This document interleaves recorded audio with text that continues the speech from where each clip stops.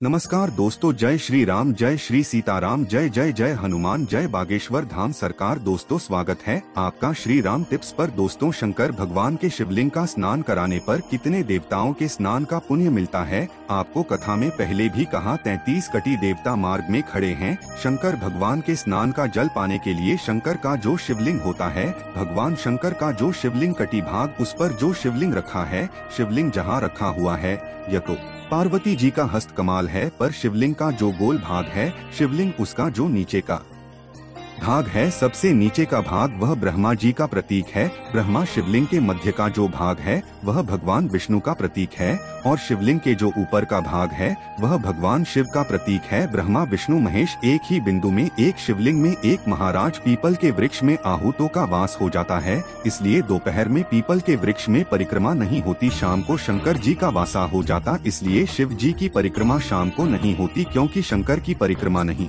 लगती है। रात को कुबेर का वासा होता है, इसलिए पीपल के वृक्ष में दीपावली के दिन रात्रि को 8:30 बजे से लेकर 9:30 बजे के बीच में जो पीपल के वृक्ष के नीचे घी का दिया लगाता है, उसके घर में कभी संपदा की कमी नहीं आती है। आज तक लोगों को नहीं मालूम कि पूजन करने बैठते हैं तो सबसे पहले क्या करते हैं, पर सबसे पहला काम मंदिर में बिना पंडित के सबसे पहला काम कौन सा होता है, तो सबसे पहला काम होता है भगवान को धन्यवाद देना कि आज भी आपने मुझे इस मंदिर में आपका दीदार कराने के लिए, दर्शन कराने के लिए बोला। अगर पंडित साथ में होगा तो पहले वो मंत्र बोलेगा, स्वस्ति वाचन करेगा। स्वस्ति वाचन करने में उसको अर्थात भगवान के लिए भी प्रसन्नता और आपके लिए, पर आपके पास कोई ब्राह्मण नहीं, आपको कोई स्तुति नहीं आती, आपको कोई मंत्र नहीं आता, आपको कोई साधना नहीं आती, आपको कोई तप नहीं आता, पर आप इतना तो कर सकते हो कि भगवान के मंदिर में जाकर उनको धन्यवाद दे सकते हो कि तेरी कृपा है जो मुझे चलकर यहाँ तक बुला लिया, 2 कदम चलाया, यहाँ तक बुलाया, ये तेरी कृपा है।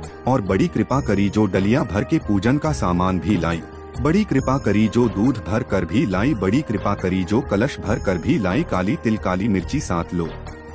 केवल यह हथेली में रखकर अपना नाम और गोत्र बोलकर अपने दरवाजे से बाहर निकलकर किसी भी शंकर के मंदिर को समर्पित कर या शिव पेनी चढ़ाने दे तो शंकर की चौखट पर महाराज घर में कभी क्लेश नहीं होगा। बिल्कुल शांति, सहजता, प्रेम आपस में, एक एक पल, एक एक घड़ी, एक एक समय, एक एक नक्षत्र का शिव महापुराण में वर्णन है। यहाँ तक शास्त्र कहता है कि पीपल के वृक्ष की जब भगवान शिव रचना करे, पीपल के वृक्ष की जब रचना करी गई तो उस पीपल के वृक्ष में भी कौन सा समय किसका है, ये शिव महापुराण वर्णन करती है। सुबह 6 बजे से लेकर 7:30 बजे तक पीपल के वृक्ष में ब्रह्मा जी का वासा होता है। 7:30 बजे से लेकर 10:30 बजे तक पीपल के वृक्ष में भगवान विष्णु का वासा होता है। 10:30 बजे से लेकर पीपल के वृक्ष में 11:30 बजे तक पितरों का वासा होता है। 11:30 बजे से लेकर 12:30 बजे तक पीपल के वृक्ष में आहूतों का वासा होता है।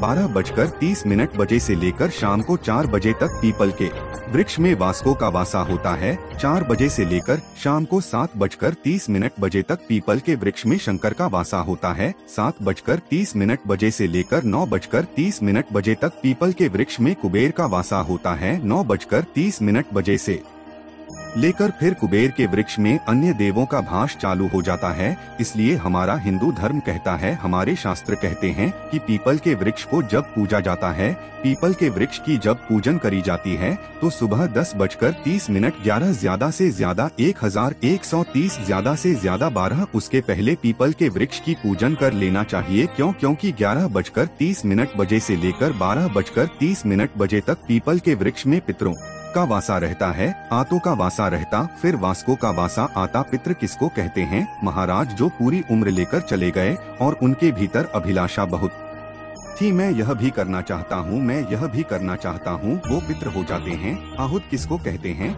जिस माता के गर्भ में बच्चा जन्म ले और मर जाए, यह 6 महीने का गर्भ धारण करने के बाद अवर्षण हो जाए, जीव पड़ने के बाद 6 महीने के बाद अगर बच्चा गर्भ में भी शांत हो जाता है, कुंवारी अवस्था में शांत हो जाता है, जिसका विवाह नहीं हुआ, ऐसा बच्चा जब शांत हो जाता है, अधोगति में कोई मर जाता है, सुसाइड कर एक्सीडेंट में किसी भी रूप में मर जाता है, तो वो आवत कहलाता है। और बहुत ध्यान देना साहब, शिव महापुराण की कथा कहती है पितरों को भाग मिलता है, इसलिए पितृ तृप्त रहते हैं। श्री शिवाय नमस्तुभ्यम। दर्शकों, हर हर महादेव। दर्शकों, आपके घर में पैसे आते हैं, पैसे रुकते नहीं है, आपके घर में माता लक्ष्मी की कृपा नहीं बन पा रही, आप पैसों के लिए बहुत परेशान है, या आपका कोई विशेष कार्य है, आपका कार्य बार बार रुक जाता है, आपका कार्य होने से भी नहीं होता है, तो आप एक बार इस विशेष उपाय को जरूर करें। दर्शकों, पीपल के वृक्ष में अनेक देवी देवताओं का वास होता है। ऐसे में यदि आप पीपल के वृक्ष की पूजा करते हैं तो आपकी मनोकामना अवश्य पूरी होगी। आप 5 शनिवार करके देखिएगा, आप फिर छठे शनिवार खुद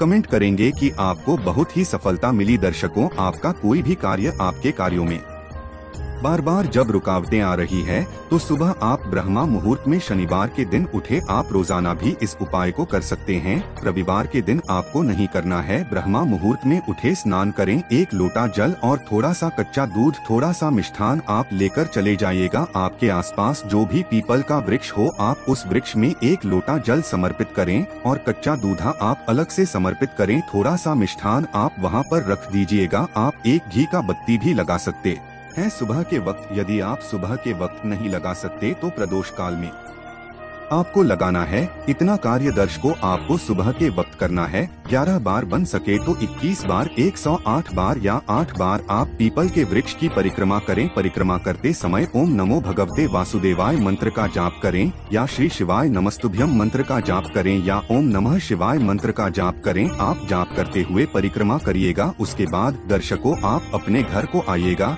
यह कार्य आपको नित्य प्रतिदिन करना है। सुबह के वक्त रविवार के दिन आप मत करिएगा। उसके बाद प्रदोष काल में आप अपने घर से 1 सरसों के तेल का दीप लेकर जाइएगा। शनिवार के दिन जो भी व्यक्ति सरसों के तेल का दीप पीपल के वृक्ष के नीचे प्रज्वलित करता है, उसके कभी भी कार्यों में रुकावटें नहीं आती हैं। शनिदेव उसके ऊपर प्रसन्न रहते हैं। शनिदेव परेशान नहीं करते हैं। उसके घर की जो भी समस्याएं हैं, दुख हैं, तकलीफ है, बीमारी हैं, वो दूर होती हैं और उसके घर में सुख समृद्धि सदैव बनी रहती है। आप घी का भी दिया लगा दीजिएगा। आप सरसों के तेल का भी दिया लगा सकते हैं। आप तिल के तेल का भी दीप लगा सकते हैं। जो आपके पास हो, आप दीप प्रदोष काल में जरूर प्रज्वलित करें। जो भी व्यक्ति लगातार इस उपाय को करेगा, उसके घर में धन संपत्ति की कभी कमी नहीं होगी। उसके घर में माता लक्ष्मी का आशीर्वाद सदैव बना रहेगा। तो दर्शकों, आप इस विशेष उपाय को जरूर करिएगा। और जो भी भाई बहन चैनल पर पहली बार आए हैं, चैनल को जरूर सब्सक्राइब करें। वीडियो अच्छी लगे तो लाइक करें, ज्यादा से ज्यादा शेयर करें। कमेंट में श्री शिवाय नमस्तुभ्यं, हर हर महादेव, ओम नमः शिवाय, जय शिव शंभू जरूर लिखें।